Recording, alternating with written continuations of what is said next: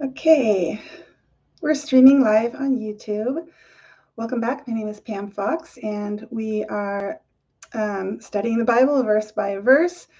I just finished the book of Leviticus, and I definitely am going to continue. We're going to just barrel right ahead into the book of Numbers um, because I just really want to. I've just learned so much. It's just been such an incredible study going through the Bible verse by verse and really just diving as deep as I possibly can.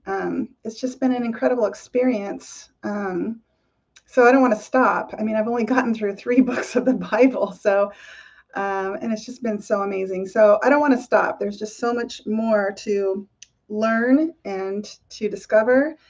And it's just been such a blessing for me to be in the Word. It's just, and I just can't even describe it. It's just been an incredible blessing. So thank you for those of you that are joining along with me. Today, however, I want to do a little side track into Psalm 18. So if you were with me a few weeks ago when we were looking at Revelation 10 and how the lion cries like the thunder roars, or the lion roars like the thunder cries, or something like that. Um, and we discovered that there are these 7 thunders. Now, when I originally was studying the book of Revelation before, I was taking a second look at Revelation 10. Well, a second, third, fourth, fifth, I don't know. Another look at Revelation 10. I thought of those 7 thunders as, the number 7 has meaning, and it's used multiple times throughout the book of Revelation. And the meaning for the number 7, as far as the Hebrew language goes, which is what the Old Testament was written in, and Revelation isn't in the Old Testament, but, John was Jewish. He spoke both Hebrew and the Greek, and he used the number 7 multiple times. This number 7, meaning the fullness of, or the completion thereof, it's this idea of the fullness. It's finished type of stuff. It's all there. And so whenever we see the number 7 in the book of Revelation, that's kind of how my thinking is. The 7 lampstands, the light of the world being the Spirit of the living God come down to live in people and shine in people. So those 7 lampstands, I think of the fullness of the Spirit of the living God. That's what I think of when I'm reading the book of Revelation and I'm trying to interpret these symbols. The fullness of the Spirit of the living God, their presence before they're in the sacred space in heaven that John is witnessing. Okay, so then when we see these 7 thunders, or the 7 bowls, so the 7 bowls is the fullness of God's wrath, right? And the 7 thunders, God told John to conceal it. Okay, he said to seal it up, and to seal it means to write it down on a parchment, roll it up, pour your wax on there, and seal it with your stamp. It's to conceal it from the reader. Okay, he told him to write not. That word write, we talked about this before. It means to tell or to describe. So John, I think he wrote everything he saw down, but he sealed it. And so I think what I'm thinking is that the events of the 7 thunders are somewhere concealed in the Bible. Now I haven't figured out or found where that is, but in my study of looking for those, I came across Psalm 18. And it didn't take me very long. As I'm reading through, about halfway through, it occurs to me that Psalm 18, which is a psalm or a poem written by King David, who was a musician and a poet, is his song of redemption. It is his story of deliverance. Much like Moses had a song of redemption after they were redeemed, King David has a similar song of redemption. And it's very kind of compact and summarized and detailed and concise, all here in Psalm 18, and about, I can't remember, 28, 29, 30 verses. He tells the story of his redemption, of how God redeemed him. And guess what? The story very much parallels the Exodus story. And what we're going to do today is we're going to look at David's redemption story. We're going to look at the Exodus redemption story. And we're going to look at our redemption story as it's told in the book of Revelation. And we're going to see all of these common denominators, all of these connecting threads that take us from the Exodus story to King David's story to the Revelation story. And it's going to be amazing. It'll probably take me a couple of weeks to get through all of it. Definitely at least 2. And what I want to start out doing is I'm actually going to read to you my interpretation of Psalm 18, my translation of it. And all I've done is just kind of rewritten it in my own language. I haven't really changed much, but I've rewritten it in my own language so that I can really shine a light on the connections to this pattern that God has given us, his redemptive pattern, right? And of course, this isn't the only one. We see God's plan of redemption. We've seen it. I mean, right now we've just gotten through the 3rd book of the Bible, and we see it in this story, the Exodus story, in great detail. We see it in the Noahic story. We see it in Leviticus, in the pattern of the tabernacle. We see God's plan of redemption. We see it in the feasts, the rehearsals, the feasts of the Lord. We see God showing us how he redeems, his plan of redemption, how God redeems. Okay, and then we see it in the book of Revelation as well, God redeeming his firstborn. So we're given many patterns when it comes to how God redeems. And here is yet another one, King David's story of redemption. So this is really good stuff, you guys, and I'm just going to do my best. Lord, help me to really relay the beauty and the wonder and the excitement that is found here in this psalm in terms of us, better understanding how God redeems, so that we can better understand how he's redeeming us and what we can expect and what we can look for, what we can watch for, and what we can be excited about, and what can strengthen our faith, right? Because I think most of us as Christians really want to have a stronger faith, because we live in a world that tells us, that Christians are a bunch of, whatever. And just so since we're being told, not so nice things about our faith, it hurts our faith. And so we want to have a stronger faith so we can just say, I don't care about all that stuff.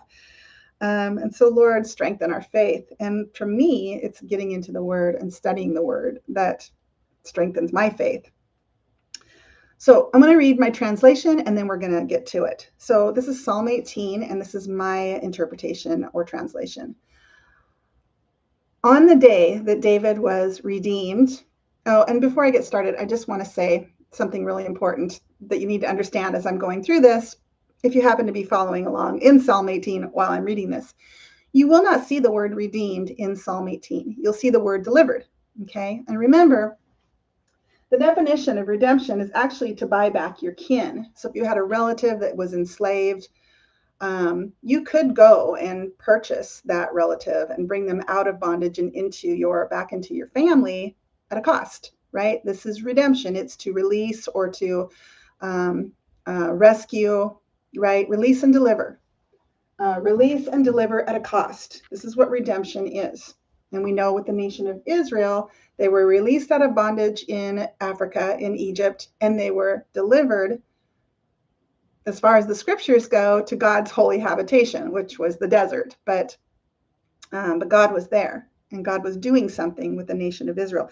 So no, we don't see the word redemption in Psalm 18, but it is a redemption story because all of the elements are there. And he uses the word delivered. Remember, release and delivered. You can't be delivered until you've been released from something, and then you're delivered. So this idea of being delivered, there is a releasing taking place and a deliverance. And we're going to see that there's a cost here as well.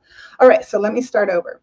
So Psalm 18, my interpretation. On the day David was redeemed, he sang a song of redemption. And here's the story. David loved God. David trusted God. And David was surrounded by ungodly men who hated him and wanted him dead. And so David was scared. And David cried out to God. And God in heaven heard David's cries. And God in heaven was wroth, which means angry. Smoke and fire proceeded out of his nostrils and his mouth, which is a picture of being angry. God commanded an earthquake. He commanded it with his voice. He shook the earth so much so the hills were moved and the foundations of the earth were exposed at the blast of his breath or the power of his voice. Then the Lord came down to earth with a thick cloud under his feet. He flew right down from heaven. The Lord was veiled in dark clouds, but the Lord shone through in brilliant glory. Remember, he's coming in the clouds and he's coming in glory. His thick cloud produced hailstones and coals of fire. And the Lord shouted in the clouds. He shouted in the clouds. And God Supreme, too, uttered his thunderous voice. And this is verbatim. I'm not changing much here, guys. The God Supreme uttered his thunderous voice, producing hailstones and coals of fire. Also, with the thunder of God's voice came scattered and consuming lightning. And the waterways diminished, revealing their dry channels beneath. The Lord sent from above, carried away David. He carried him away. He pulled him out of many waters, which are every tongue, tribe, and nation. The Lord plucked David out, safe from his hate-filled enemy who was mightier than David by far.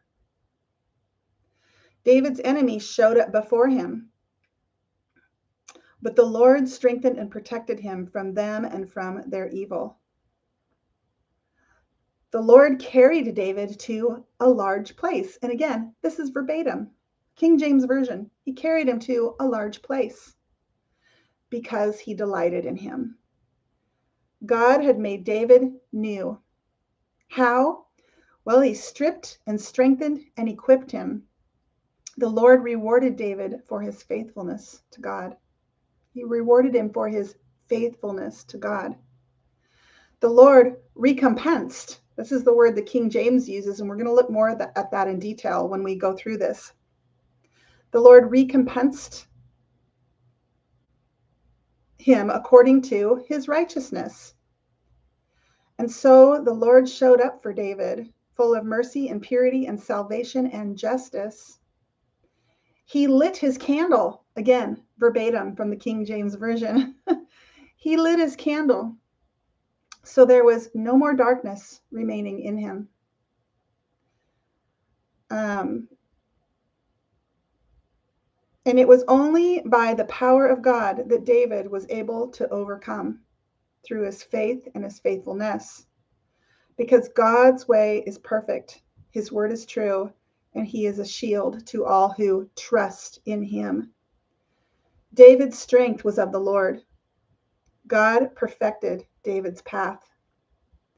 God gave him feet that enabled him to leap up high. And God set him on high places.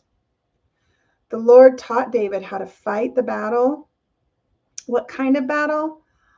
A literal battle? A spiritual battle? David's shield was God's salvation, and his strength was the right hand of God.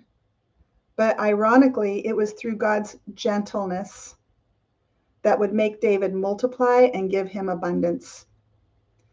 It was because of God that David did not slip. God made David's enemies into dust and caused them to vanish. Ultimately, the battle belongs to the Lord. God rescued David from people who couldn't overcome their differences. Instead, they fought about everything. And God made David higher than the Gentile nations.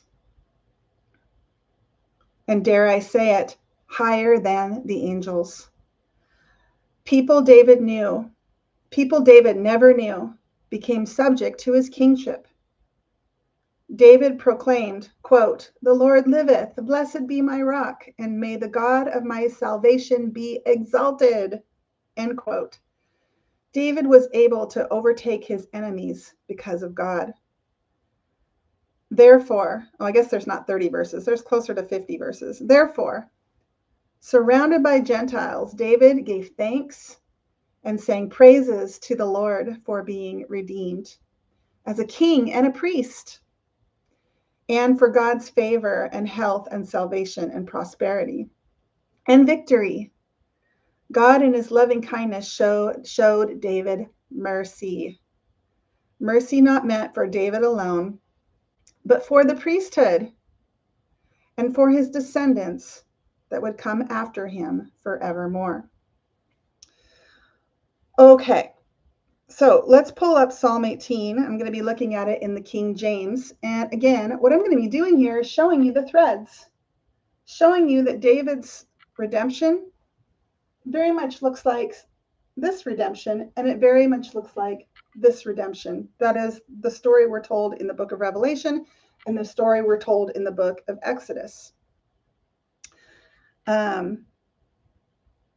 So I want to start out by saying that the nation of Israel, remember, God called them his son. He said, "They are my son, my firstborn even. They're even my firstborn son." The whole nation. He considered them firstborn. Okay? Now, fast forward over here to these different groups that John is describing in the heavenly realms. The 24 elders, we've gone over this. They're firstborn. They're wearing gold crowns. They're wearing white robes. They're holding bowls of incense. They have harps. These are all symbols of both kingship and priesthood. The multitude, same thing. They're given white robes. If they die, if people are martyred for the name of Jesus, they're given a crown of life. The 144,000, they're also seen there before the Lord singing their song of redemption. Redemption is for the firstborn. This group sings a song of redemption too. So do the victorious survivors, also seen before the Lord. Okay? They're firstborn. They go before the Lord. They're first fruits. They're singing their song of redemption. The firstborn are redeemed. So all three of these, including King David, was considered firstborn. Now, was he born first? No. Remember, though, when it comes to the firstborn, it's the father that decides. You can be born 11th, like Joseph was, okay? Or you can be born first and be disqualified from that firstborn status, like Reuben was. The father decides. And when it comes to King David, let's look at Psalm 89:27. It actually tells us that David was considered firstborn in the eyes of his heavenly father. What did I say? 89:47? No. 89:27. It says, "Also I will make him," this is God talking about David, "also I will make him my firstborn, higher than the kings of the earth." Higher than the kings of the earth. So all of these groups are considered firstborn sons of God, and the firstborn are redeemed. Okay, so that's important to start out because that's probably the most important thread out of this entire study. They're all firstborn. They're all redeemed. All right, so what I want to do is just put a check. King David was firstborn. These groups in the Revelation story also are firstborn. And of course, the nation of Israel, God's firstborn son. All right, so when we're going through Psalm 18, there are a lot of just kind of descriptors here. I don't want to go through it verse by verse because it'll just take way too long. We'll go through quite a bit of it. Let's just start out in verse 1. "To the chief musician, a psalm of David, the servant of the Lord, who spake unto the Lord the words of this song in the day that the Lord delivered him from the hand of his enemies," right? So there's a release from the enemies and then a deliverance. This is redemption. "The day he delivered him from the hand of his enemies and from the hand of Saul. And he said," David said, "I will love thee, O Lord, my strength." The Lord is my rock and my fortress and my deliverer, my God, my strength, in whom I will trust, my buckler and the horn of my salvation and my high tower. So let's just look really quick at Exodus 3:8, which talks about, let's just read it. God said, I am come down to deliver them out of the hand of the Egyptians and to bring them up out of that land. He's describing redemption. Unto a good land and a large, and unto a land flowing with milk and honey. Okay, and then in Exodus 15:13, we actually see the word redeemed in reference to these guys, the nation of Israel. Thou in thy mercy hast led forth the people which thou hast redeemed, released and delivered at a cost. Thou hast guided them in thy strength unto thy holy habitation, out of Egypt and into thy holy habitation, which was the desert where God was dwelling there in the Holy of Holies and the pillar of column. The presence of God was there. They were living in his presence. Okay, so first up, like I said in my interpretation, David loved God. Okay, like it says that we just read. And in verse 2, it says that he trusted God. The Lord is my rock and my fortress and my deliverer, my God, my strength, in whom I will trust. David loved God. David trusted God. Now, when it comes to these guys over here, I mean, these guys were in bondage. They were slaves.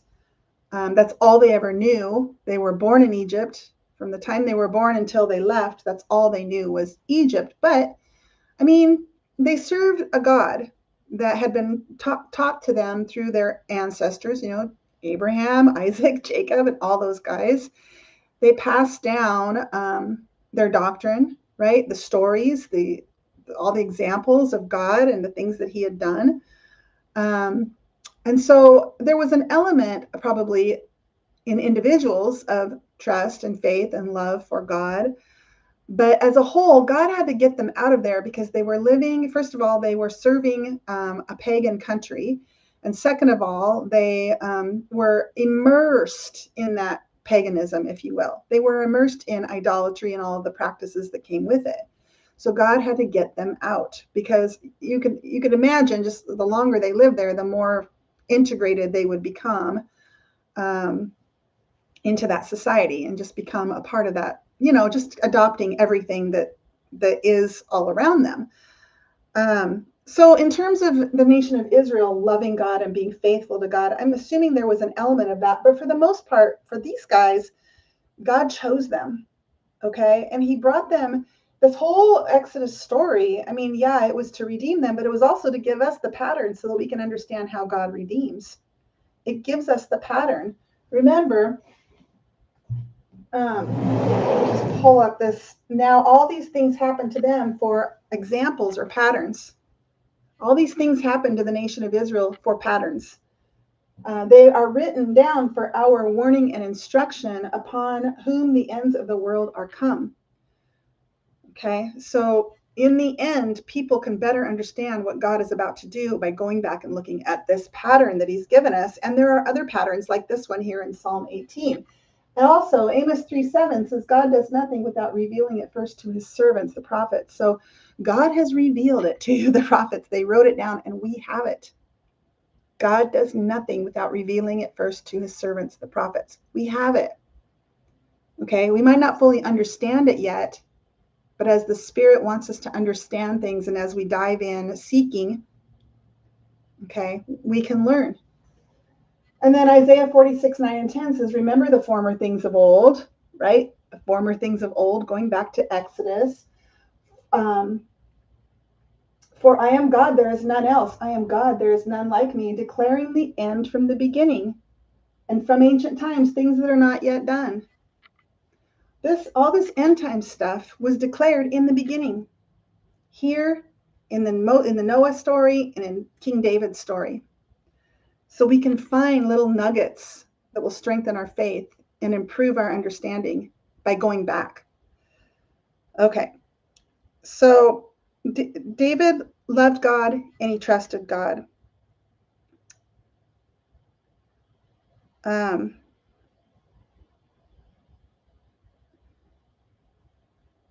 Let's look at a few verses.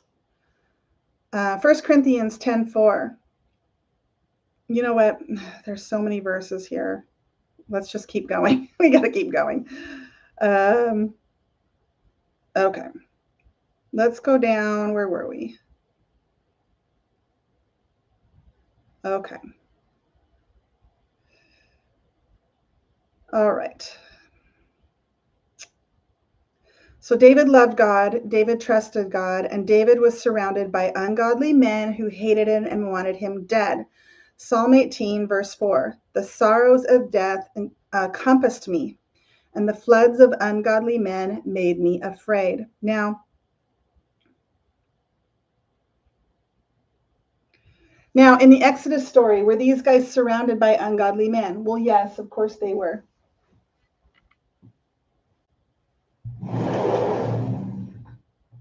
Okay, so the nation of Israel cried out. We see that in the book of Exodus. We see them crying out. And we see God hearing their cries. We see them being surrounded by evil. Of course, they were surrounded by evil. They were living in a idolatrous nation. And as far as the end times, what about you and me? Are we crying out? Do we see any crying out in the book of Revelation? Yeah, we see weeping, we see wailing, we see lamenting, and we see crying. We see all of these elements in the story being told in the book of Revelation, and God hears our cries. So yes, on that one. And then the nation of Israel was surrounded by evil. David says he was surrounded by evil. What about the end time story? Well, we see, I know this is maybe a little bit too small for you guys to see, but I need it in order to teach. But we see in the end time story the enemies of God. They are in the sign of the dragon. We see the dragon casting his third of his angels to the earth to devour the child as soon as it's born.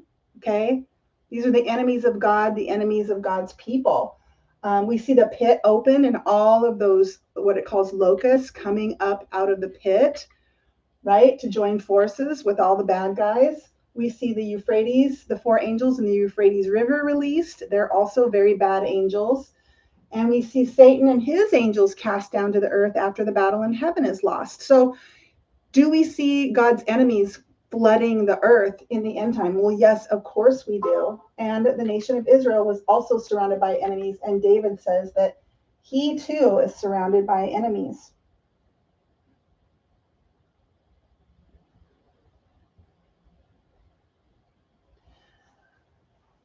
Okay, and we see David crying out to God. We see in the book of Exodus, they cry out to God. We just talked about that, excuse me. And in verse 6 in Psalm 18, it says, and God in heaven, well, my interpretation, God in heaven heard David's cries, and God in heaven was wroth. Okay, so God hears the cries. In Exodus 3:7, we read, and the Lord said, I have surely seen the affliction of my people which are in Egypt, and have heard their cry by reason of their taskmasters, for I know their sorrows. He talks about this quite a bit. In verse 9, it says, therefore, behold, the cry of the children of Israel is come unto me, and I have seen their oppression. So God heard their cries, and we read that God hears David's cries. We'll get back to that one. And in the book of Revelation, it talks about God, the prayers of the saints. Okay, and it talks about the 5th seal martyrs who were crying out, God, how much longer?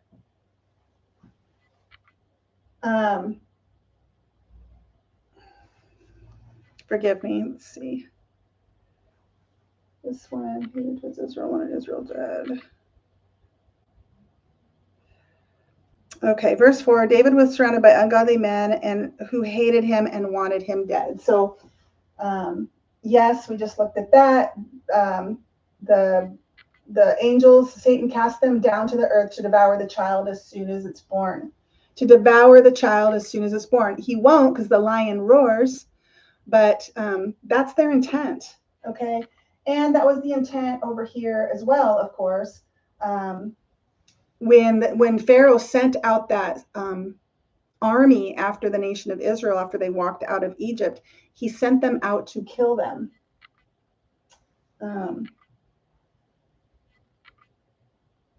Okay. And then it says, and God was wroth, which means angry. Okay, let's go back to verse 6 here. Let's see, verse 7. And the earth shook and trembled, the foundations also of the hills moved and were shaken because he was wroth. All right. So, of course, back here, the whole story is based on the fact that the nation of Israel was being held captive there in Egypt, and God chose Moses to go in and say to Pharaoh, set my people free, and he said no. And what came after that, were the 10 plagues, where God poured out his wrath on Israel. So do you think God was wroth? Do you think he was angry? Well, of course he was. And David says that God was wroth in his redemption story as well. And we see the word wrath actually in the Revelation story. Let's look at it really quick. Again, in Revelation 12, verse 5? Verse 17. And the dragon was wroth. We don't see this word used a whole lot in the Bible, and yet we see it here in David's story and again in the Revelation story. The dragon was wroth with the woman, meaning Israel, and went to make war with the remnant of her seed, which kept the commandments of God and have the testimony of Jesus Christ. So again, we have this thread of God and his wrath here in the Exodus story, here in King David's story, and here in the Revelation story. And then, of course, God hears the cries of the people here. He heard the cries of David, and he hears our cries as well, the prayers of the saints and the fifth seal martyrs crying out. Okay, I'm trying to get all this together and be organized. I'm not doing a very good job. Let's keep going, though. Next, it's going to talk about hail and thunder and lightning and these kinds of things.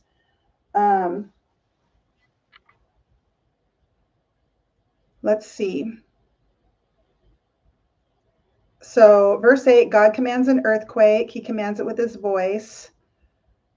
He shook the earth, so much so the hills were moved. I think we're going to get to that when we get down here to verse 15. But the hail,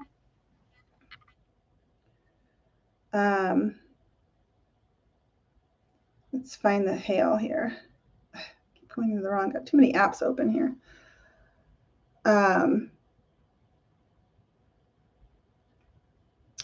Okay, let's just read through this because I'm not sure where it's at. The earth shook and trembled, the foundations of the hills moved, right? When the earthquake moves, the land moves. It says the foundations also of the hills moved and were shaken because he was wroth. There went up smoke out of his nostrils and fire out of his mouth. Devoured coals were kindled by it. This is painting a picture of God's wrath, of his anger, smoke coming out of his nostrils. He bowed the heavens also and came down, and darkness was under his feet. He bowed the heavens also. This means kind of to bow. It's like a bow and arrow, how it bends. It's like he's bending the heavens and he's coming down, and darkness was under his feet. Now, what does this mean to have darkness under your feet? Well, it's the Lord coming down. What do we know about the Lord and his coming and going? He comes in the clouds. He leaves in the clouds. He's present in the clouds. Here we see that darkness was under his feet. Okay, and then later in verse 11 it says, dark waters and thick clouds, okay, surrounded him, were his secret place. Round about him were dark waters and thick clouds. So this is talking about a cloud here. He bowed the heavens also, or bowed the heavens also, and came down, and darkness was under his feet. This is the Lord coming down with darkness under his feet. I was looking for the hail, though, so we'll come back to that. He rode upon a cherub. David is a psalmist. He's using poetry here. This idea of riding upon a cherub. He did fly. Yes, he did fly upon the wings of the wind. This is this idea of the Lord coming down in flight on the wings of the wind. He made darkness his secret place, his pavilion. Round about him were dark waters and thick clouds of the skies. What is happening here? And the brightness that was before him, his thick clouds passed, all hailstones and coals of fire. Okay, here's the hailstones and coals of fire. So evidently the Lord is coming down. He's in the cloud, and there's hail and coals of fire storming the earth.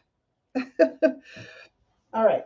So we've got hail, earthquake, smoke, and fire. Now let's just look at the thread here. Let's go to back to Exodus and look at Exodus 19:18. And by the way, in the book of Exodus, hail is mentioned 14 times. And then again, in the book of Revelation, we have hail mentioned multiple times. We have thunder mentioned multiple times. We're going to look more at that when we get to it. But when I did my study on thunder, I found that thunder is a thread throughout the whole Bible. And it's almost always, and they're just not just talking about a storm, they're talking about the voice of Almighty God shouting, the thunder. And it's oftentimes connected to earthquakes or hail or fire or even blood. 2 different times, maybe 3 that I can think of that I found where these storms included hail mingled with fire and blood coming down out of the skies. This is crazy stuff. But let's look really quick at 19:18 that says, this is this Exodus story. Talking about the Exodus story, it says, and Mount Sinai was altogether on a smoke, because the Lord descended upon it in fire, and the smoke thereof ascended as the smoke of a furnace, and the whole mountain quaked greatly. Okay, that's Exodus. Here we have in David's story the mentioning again of the trembling of the foundations of the earth, earthquake, and the hail coming down, and the fire, right? Hail, stones, and coals of fire. All right, let's look at a couple of verses here that connect us to both Revelation and another. Revelation 8:7, the first angel sounded, and there followed hail and fire mingled with blood.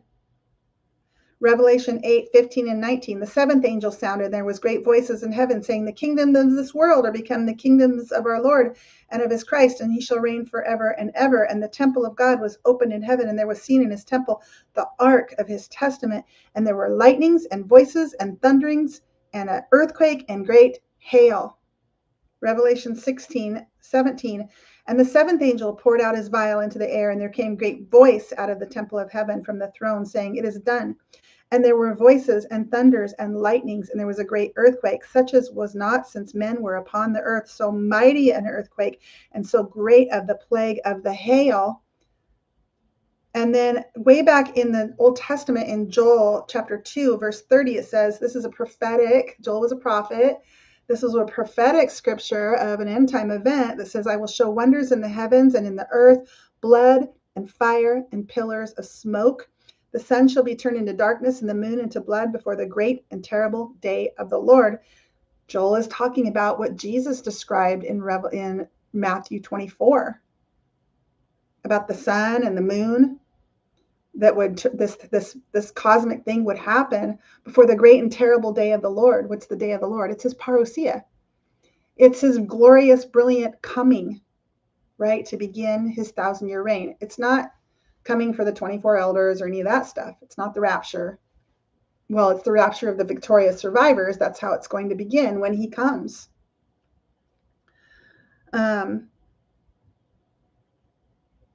And then one more verse in Joel, verse 32. So let me just read the last one again. Before the great and terrible day of the Lord come, and it shall come to pass that whosoever shall call on the name of the Lord shall be delivered. Okay.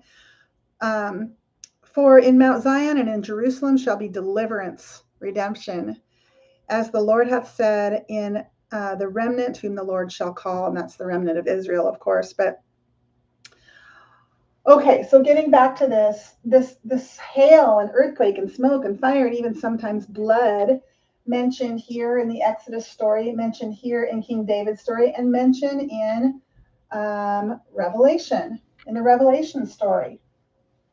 God's wrath being connected to what we would call cosmic, or not cosmic, but a lot of times we call the, Mother Nature, acts of God, storms, big storms, devastating storms. Okay. Okay. And then in verse 13, it says, so we just read verse 12, hail, stones, coals of fire. Verse 13, the Lord also thundered in the heavens. Here we have the word thunder. Thundered in the heavens, which is what we see in Revelation 10, what we've been looking at, that's kind of set me out on this quest. The Lord also thundered in the heavens, and the highest, this word is with a capital H. So we've got the capital L, Lord, thundering in the heavens, and the highest gave his voice. Hailstones and coals of fire are mentioned again. So we have the Lord roaring, and we have the highest roaring. We have the Lord thundering, and we have the highest thundering, which is exactly what we see in Revelation 10. Let's look at it really quick for a quick reminder. Okay, and he, that is Jesus, this mighty angel, that verse 1 very clearly describes this as being Jesus. He cried with a loud voice as when a lion roareth. And the word thunder, when you look at the definition of thunder, it really is, it's the clapping of the thunder, but it's also a roaring, and it's loud, which it says here. He cried with a loud voice as when a lion roareth. So the Lord is thundering as he cries out with this loud, roaring voice. It says, and when he had cried or roared or thundered, 7 thunders also uttered their voices. Okay, and when the 7 thunders had uttered their voices, I was about to write, and I heard a voice from heaven saying unto me, seal up those things which the 7 thunders uttered. Okay, so in Revelation 10, we see Jesus thundering, and we see God, the 7 thunders. Again, that 7 being the fullness of the voice of God. And when they uttered, I'm imagining he saw 7 events, because he begins to write, just like he did when he saw the 7 trumpets, or when he saw the 7 seals, or when he saw the 7 bowls. He write down those events that he saw that were connected to each one of those 7 whatevers. And here we have another group of 7 whatevers, but we don't know what they are. They've been concealed. But here in Exodus, or in Psalm 18, we see mention of the Lord thundering and the highest thundering. Let's look at it one more time.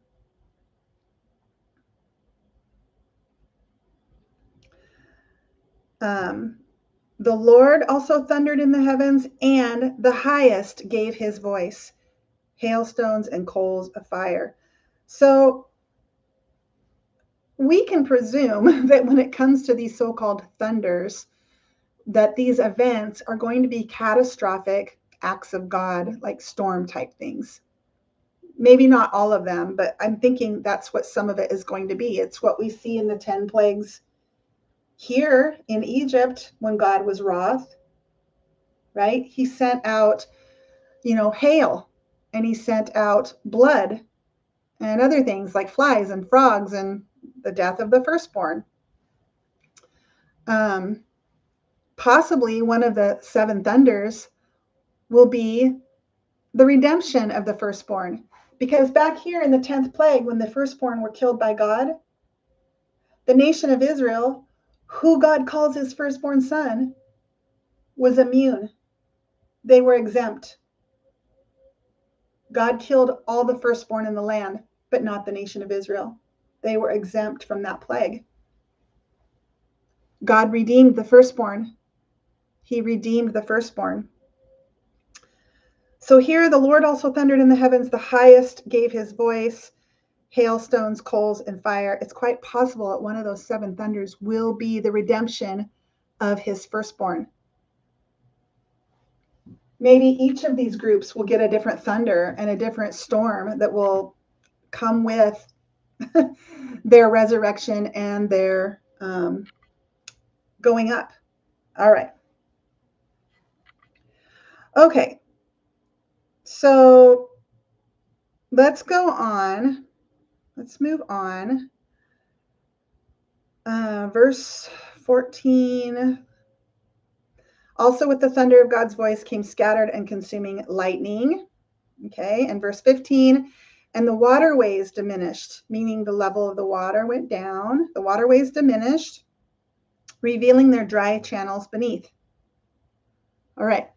So do we see that in the Exodus story? Do we ever see the dry land appearing in the Exodus story? Well, of course we do. It's a very integral, main kind of part of their redemption, right? When they approached the sea, the Red Sea, they saw their enemies coming up hot on their trail. God opened up the sea and exposed the dry land. It's exactly what we're told in the story. The dry land appeared. It wasn't murky and muddy and squishy and rocky.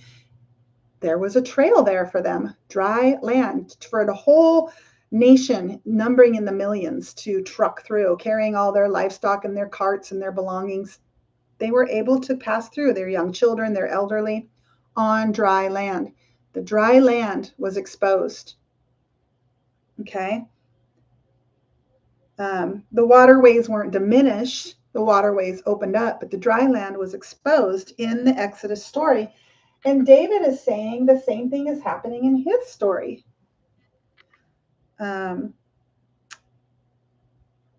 Verse 15, let's look at it.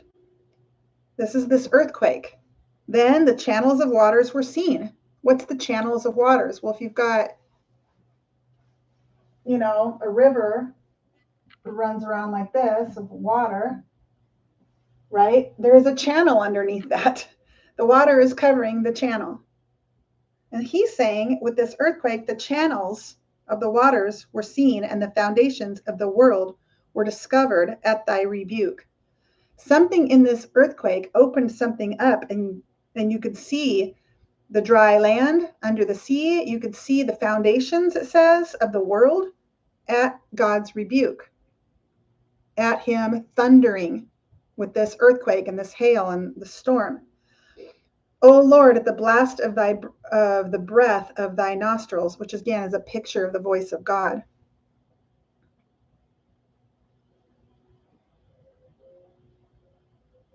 All right, what about the end time story? Do we see anything like this represented in the Revelation story? Well, yeah, we do.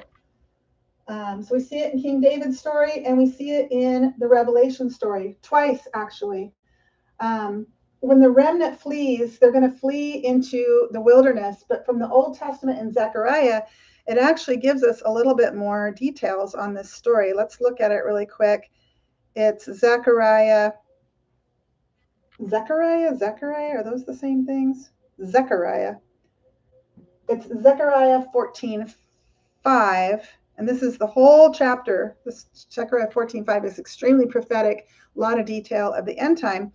But it's talking about this mountain, the Mount of Olives, that's going to be split in two. Let's just look at the wrap up here in verse 5. Ye shall flee to the valley of the mountains, for the valley of the mountains shall reach unto Azal.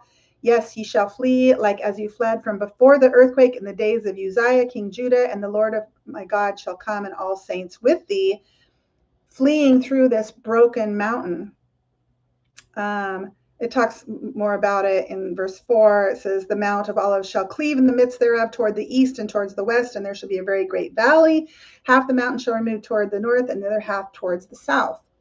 So God, in an earthquake, here in the Revelation story, we read more about that in Revelation 12, where the woman is told to, when she sees the abominator stand in the holy place and declare that he's God, they're to flee. They are to flee to this. So the remnant flees. We read about that in Revelation 12 and Zechariah 14, but also the river Euphrates dries up. We see that in Revelation 16:12. Let's look at that really quick. And the sixth angel poured out his vial upon the great river Euphrates. So this is the sixth bowl, the wrath of God. What happens? The water thereof was dried up, that the way of the kings of the east might be prepared. The great river Euphrates is going to dry up, and it's going to expose the dry ground, and it's going to be a road or a pathway for these kings of the east to come in and invade Israel. So yeah, we have a couple of examples in the Revelation story of channels being revealed or the foundations of the earth being, exposed through an earthquake.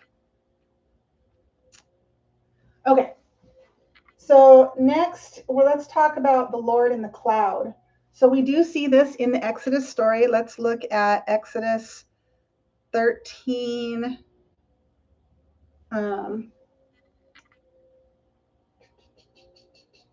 21. And the Lord went before them by day in a pillar of cloud to lead them the way, and by night in a pillar of fire to give them light to go by day and night. Okay, he took not away the pillar of cloud by day, nor the pillar of fire by night from before the people. Okay, and of course, the whole story of them going through the Red Sea, they had that pillar of cloud that led them in, and then it went behind them and it went between them and the army. Okay, and it made it so that it was dark for the army, but it shone light for the path of the people. It's a miracle. All right, so we see the Lord in the cloud in the Exodus story. And of course, we see him in the Revelation story, Revelation 1:7. Behold, he cometh with clouds, and every eye shall see him. And they also which pierced him, and all kindreds of the earth shall wail. They're going to cry. They're going to mourn because of him, even so. Amen. You and I aren't going to wail and cry and mourn when we see him, but the unbelievers will wail and cry and mourn when they see him coming in the clouds. The enemies of God are going to wail and mourn and cry when they see him coming in the clouds. So yes, the Lord comes in the cloud. Let's look also at Revelation 14:14, where he comes in glory to reap, because the earth is ripe. Revelation 14:14 says, and I looked, and behold, a white cloud, and upon the cloud one sat like unto the Son of Man, having on his head a golden crown, and in his hand a sharp sickle. And King David, of course, in verses 9 and 10, we see him also describing, he bowed the heavens also and came down, and darkness was under his feet, under the Lord's feet, and rode upon a cherub, and did fly. Yes, he did fly upon the wings of the wind. He made darkness his secret place, his pavilion. Round about him were dark waters and thick clouds of the skies. And the brightness that was before him, his thick clouds passed, hailstones and coals of fire. All right, so that's our next one, the glory in the cloud. David is saying that the Lord is in a cloud, and he's saying that there's bright radiance also in the cloud. Do we see that in the Exodus story? Let's look. Let's look at Exodus 16:10. And it came to pass, as Aaron spoke unto the whole congregation of the children of Israel, that they looked toward the wilderness, and behold, the glory of the Lord appeared in the cloud. Okay, so we see the glory of the Lord in the cloud in the Exodus story. We see it in David's telling. And what about in the end time story? Let's look first at Revelation 19:11. Okay, we're getting rolling now. It took me a while to kind of settle into this. I get too excited. Revelation 19:11, and I saw heaven opened, and behold, a white horse, and he that sat upon him was called Faithful and True, and in righteousness he doth judge and make war. Is that the right verse?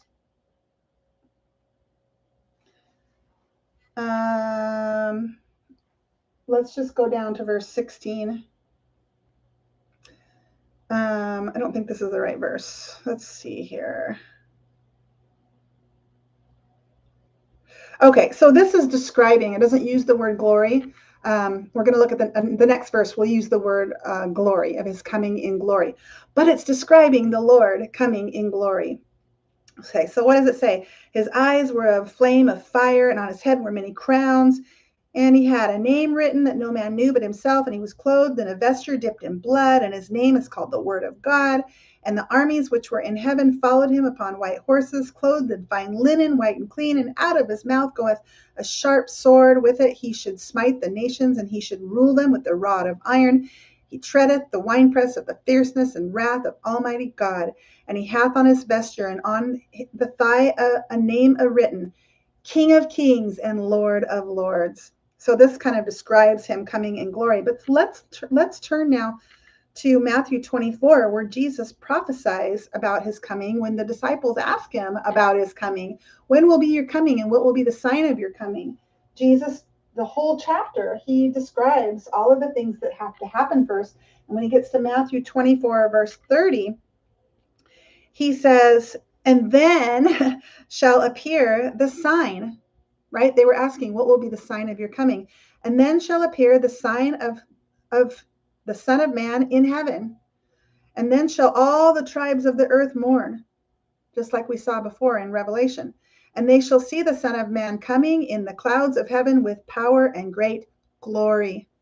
Okay, so yes, there's a connection of the glory of the Lord in the cloud in the Exodus story, in David's story, and in the Revelation story. All right, let's move on to talk more about hail and fire.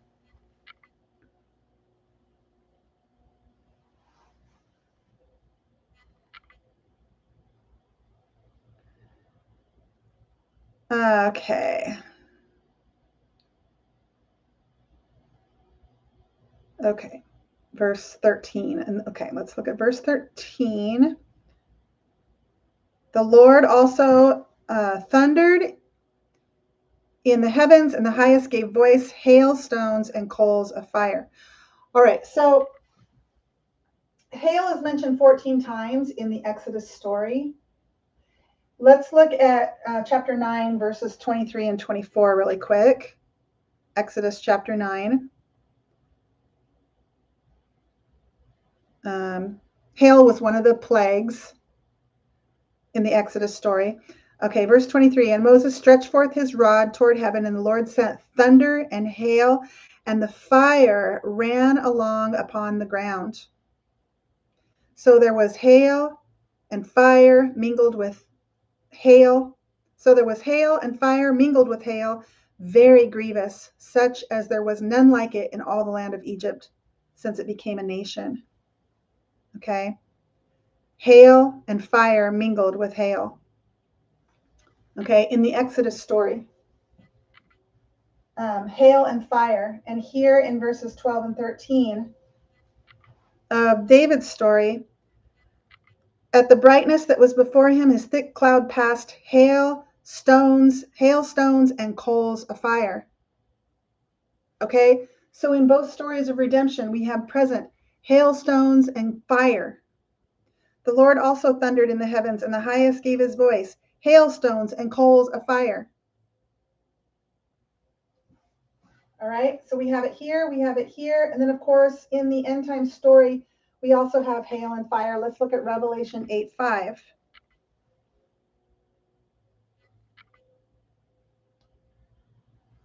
It says, and the angel took the censer and filled it with fire of the altar and cast it into the earth, and there were voices and thunderings and lightnings and an earthquake. And the 7 angels which had 7 trumpets prepared themselves to sound. The first angel sounded, and there followed hail and fire mingled with blood, and they were cast upon the earth. And the third part of the trees was burnt up, and all the green grass was burnt up. All right, so we see the hail and the fire in all three redemptive stories. Next up is lightning. Verse 14, Psalm 18:14. Yes, he sent out his arrows and scattered them, and he shot out lightnings and discomfited them. This is talking about lightning. And there are actually 4 examples of lightning in Revelation. So yes, we see the lightning represented in Revelation. Let's just look at one of those. I think we just did Revelation 16:18. We just looked at that one. And we see it here in David's story. What about the Exodus story? We just looked at it, but let's look at it one more time. 19:16. And it came to pass on the third day in the morning that there were thunders and lightnings and a thick cloud upon the mount. Okay, and then thunder. We see thunder actually represented 5 times in the Exodus story. We just saw it here in 19:16. A thick cloud upon the mount, and the voice of the trumpet exceeding loud, so that all the people in the camp trembled. There were thunders and lightnings. Okay, thunders and lightnings, but it's 5 times in the Exodus story we see thunder. Here in David's story, in verse 13, the Lord also thundered in the heavens, and the highest gave his voice. The Lord thundered, the highest thundered. So yes, we see it here, and we see it 10 times in the book of Revelation. We see the word thunder. Let's just look at one of them, Revelation. Well, we know Revelation 10, we've been looking at that, but let's also look at Revelation 14:2. Says, and I heard a voice from heaven as a voice of many waters and as the voice of a great thunder. And I heard the voice of harpers harping with their harps. All right, so thunder represented in all 3 stories. Next, I want to look at verse 16 in Psalm 18, where it says, he sent from above, he took me, he drew me out of many waters. Now, this is good, you guys. Listen to this. So the Hebrew here, where he says he took me, it's the Hebrew word lakah, okay? And it means, to take, but it also means to carry away, and it means to seize. Where have you heard a definition to carry away and to seize? Well, it's the Greek word harpazo. It's to seize, to pluck, to catch up, to carry away. Here in the Hebrew, the psalmist David is describing a seizing, a carrying away, a being plucked up. Now, was he raptured? No, that's not what I'm saying. But he's describing a pattern for you and for me, where in his redemptive story, he was carried away. All right, let's read it one more time. He sent from above, he took me. He took me. He lachad me in the Greek, or in the Hebrew, or he harpazoed me in the Greek. They both mean the same thing. David was carried away. Now, was he actually carried away by the Lord? Maybe. Was he taken into heaven? I don't think that's what this is saying. I think it's helping us understand how God redeems. Okay? How God redeems. Do we see in the Exodus story anybody being carried away? Let's look at Exodus 15, 13. Thou in thy mercy hast led forth the people which thou hast redeemed. Thou hast guided them in thy strength unto thy holy habitation. Now, did God take the nation of Israel out of Egypt and into heaven? No. But he carried them out of the place they didn't belong and into a place where he made for them to belong, which was the desert. Okay? But let's also look at chapter 19, verse 4, which says, ye have been, Moses is talking about this redemptive story after it happened. Ye have seen what I did unto the Egyptians. Well, I guess this is God talking to Moses. You have seen what I did to the Egyptians, and how I bare you on eagle's wings and brought you unto myself. Again, it's this idea of flying, caught up, carried on the wings of an eagle, out of one thing and into another, out of Egypt and into God, God's holy habitation. So yes, there was a carrying away of sorts for the nation of Israel. Was it a rapture? No, of course it wasn't. But they were carried away out of Egypt and into God's holy habitation on the wings of an eagle, is how it's described. And John is describing the same thing. Let's go back and look at it at verse 16. He sent from above. He took me, or carried me away, or seized me. He drew me out of many waters. Now, I want to take a look at this many waters. This is good. But first of all, let's just check. Yes, King David was carried away. Yes, the nation of Israel was carried away. And what about the story in Revelation? Well, the 24 or the man child in Revelation 12:5 is caught up. He's carried away. He's seized. He's plucked. Okay? He's caught up to God and to his throne. And he's firstborn, because it says that the man child is born who would rule with a rod of iron, which means he's firstborn, because firstborn rule. So the man child is born and he's caught up to God. And also we see in Revelation 12, we see the remnant. Let's look at that really quick. We see the remnant being caught up. Revelation 12:17. Or no, 12:15.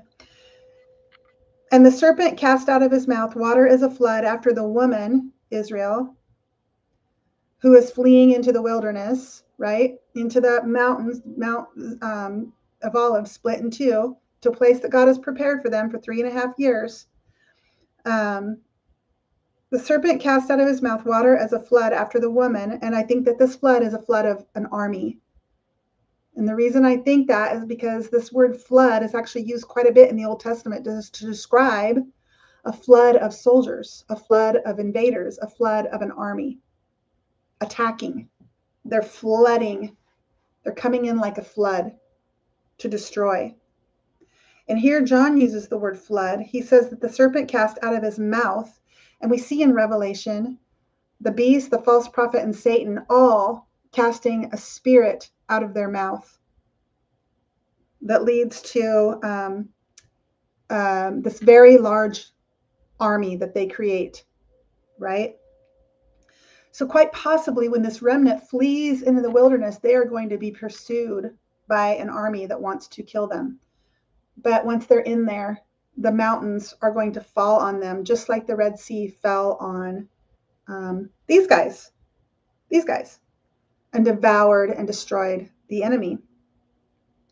One more time. The serpent cast out of his mouth water as a flood after the woman, that he might cause her to be carried away of the flood. And the earth helped the woman, and the earth opened her mouth and swallowed up the flood, which the dragon cast out of his mouth. And the dragon was wroth with the woman and went to make war with the remnant of her seed, or her other offspring, which is these guys, the victorious survivors, which keep the commandments of God and have testimony of Jesus. So 12:14 also describes this woman being carried away on the wings of a great eagle. Let me read it one more time. And the woman were given 2 wings of a great eagle, that she might fly into the wilderness, into her place where she is nourished for 3.5 years from the face of the serpent. So we have 2 examples actually in the Revelation story of a rescuing and flying out. Okay? I think it's telling us how God redeems. So when the 24 elders are caught up to God into his throne, they're going to be rescued and carried up. I think the same thing will happen to the 144,000, even though we aren't given that imagery. We are given the imagery with the victorious survivors. They're going to be caught up. It actually uses the word harpazo, this group that go up, that they're harvested unto the coming of the Lord. They're caught up. Okay. And then as far as the multitude goes, they die and they go into heaven the old-fashioned way. But as soon as their body is destroyed, God is going to catch up their spirit.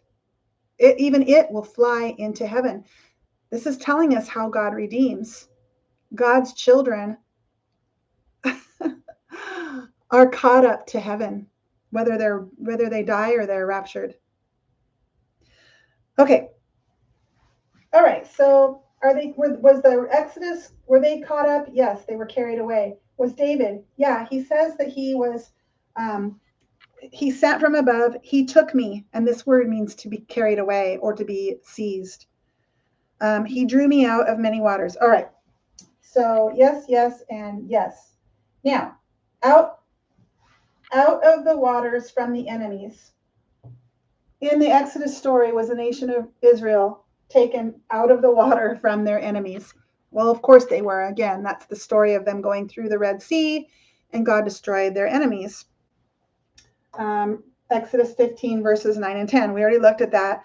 What about David? Well, he says that he drew me out of many waters. Okay. Actually, I do want to look at this 15, 9, and 10 because the words are so important.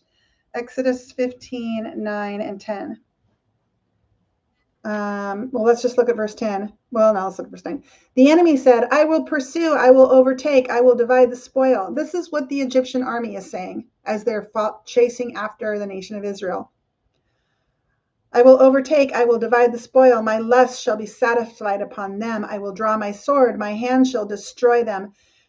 And here's what God does. Thou didst blow thy wind, the sea covered them, they sank as lead in the mighty waters. Okay. Israel's enemies sank as lead in the mighty waters. And David is saying, he plucked me out of the mighty waters or out of the many waters. Now, this many waters actually comes up quite a few times. Not a lot, but David talks about it a few times in the book of Psalms. The many waters. Here is an example. Now, in the Revelation story, of course, we're told that the harlot sits upon many waters, and we're told that the many waters are the people. The harlot sits upon the people. She's over the people. She sits upon the people. She is weighted upon the people. And the many waters are everywhere. Water infiltrates all things. And so we live in a world that has people all around the globe, right? And the harlot sits upon the people. The harlot sits upon the many waters. And we know, because Jesus told us the parable of the wheat and the tares, that God put people here on the earth, but his enemy also put people here. They're the wheat and the tares, or you could say the good plant and the bad plant, or you could say the corn and the weeds. Okay, there's the good and there's the evil. The good is of God and the evil is from Satan. But we all live together. The parable said that the farmer said, let them grow up together. We're all here on the earth together. We're all a part of the peoples, nations, tongues, and tribes. We all make up the many waters that the harlot sits upon. But guess what? The Bible tells us that God is upon the many waters as well. God sits upon the waters too. The Lord sits upon the waters. He drew me out of many waters. These guys, the enemies, were killed by the mighty waters. And the same thing is happening in David's story, where his enemies are going to be destroyed. But David himself is saying that he was plucked out of the many waters. He was plucked out of the people, including the enemies who were trying to destroy him. Okay, so yes and yes, and then in Revelation 17:5. So let's take the thread all the way to the book of Revelation.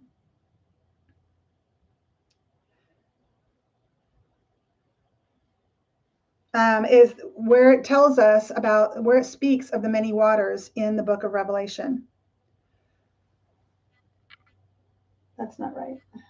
17:15.